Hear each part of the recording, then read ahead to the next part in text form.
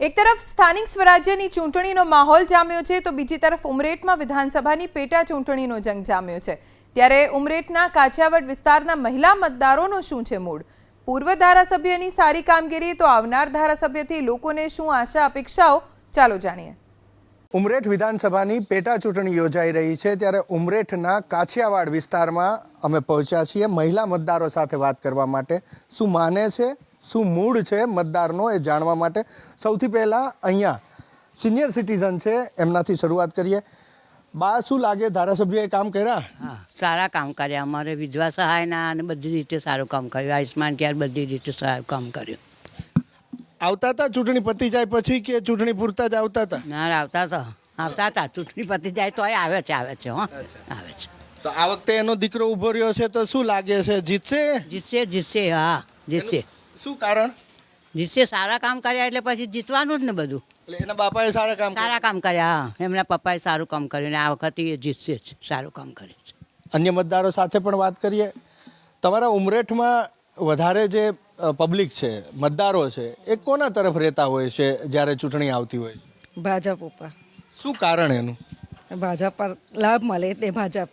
અચ્છા, શું લાભ મળે? તમને શું લાભ મળ્યો? ઉજ્જવલા,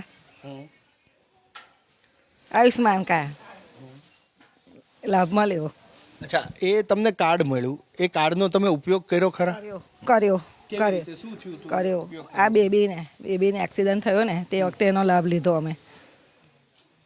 અચ્છા, આપને શું લાગે છે કે એક બાજુ ભૃગુરાજસિંહ છે કોંગ્રેસમાંથી, એક બાજુ હર્ષદભાઈ છે, કોનું પલડું ભારે લાગે છે?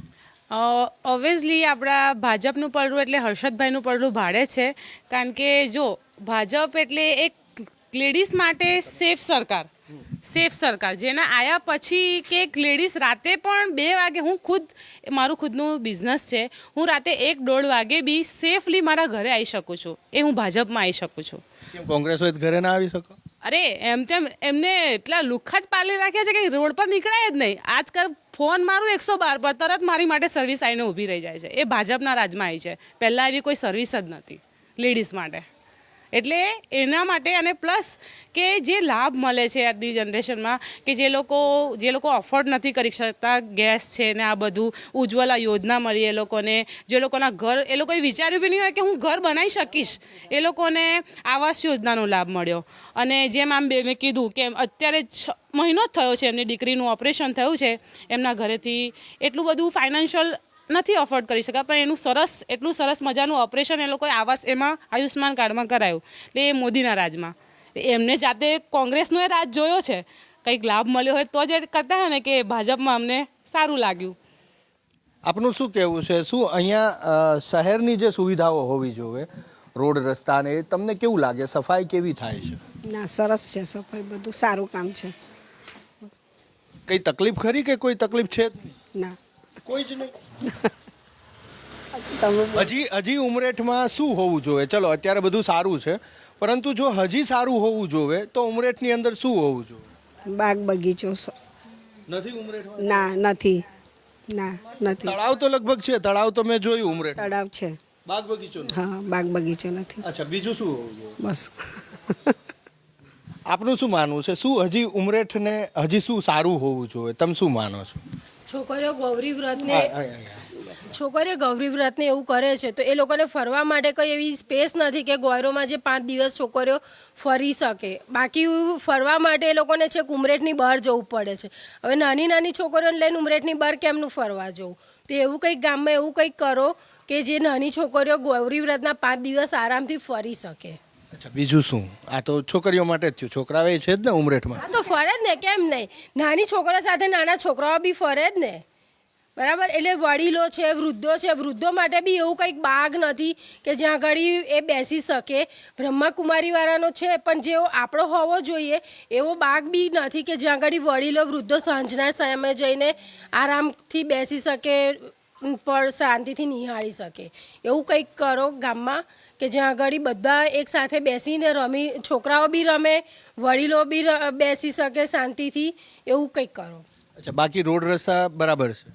અમુક રસ્તા જે આ ગેસનું પેલું હમણાં પાણી માટે ખોદેલા છે તે અમુક નથી બરાબર કરાયા, એ અમુક કરાવવાના છે। ઓકે, સાફ સફાઈ બરાબર થાય? બધું બાકી બરાબર છે। હોસ્પિટલ સારી છે, સરસ છે, બધું સરસ છે. એસટી મળે છે, હા, તો કંઈ ખૂટે છે? કશું નથી ખૂટતું. આપનું શું કહેવું? હવે આપ મતાધિકાર મળશે ને તમને, મતદાન કરશો ને હવે? હા, તો શું વિચારીને મતદાન કરવા જશો, અથવા શું વિચાર્યું છે કે મારે કેવા વ્યક્તિને મતદાન કરવો છે? જે આપણા માટે કંઈ સારા કાર્ય કરે, કે આ જેમ કે મોદી સરકાર કરે છે કે આ રોડ રસ્તા છે, બધી ખાસી બધી ફેસિલિટી એમને મૂકી છે, તો એવી આનાથી બી સારી કે આ રીતે જ જાતા હોય તો આપણે એને સપોર્ટ કરી શકીએ કે આપણા માટે, દેશ માટે કંઈક સારું કરે. એનાથી બી સારું આપણે એમને બી થોડોક સપોર્ટ કરીએ, એટલે ઈચ્છા એવી છે. અચ્છા, આ ભાજપ અને કોંગ્રેસ બંનેના ઉમેદવાર છે, એને તમે જોયેલા, એને તમે ઓળખો છો? કોણ છે, શું છે? વ્યક્તિગત પૂછું છું. વ્યક્તિગત મીન્સ કે એટલું બધું ડીપમાં નહીં, પણ થોડું ઘણું ખબર છે શું ખબર?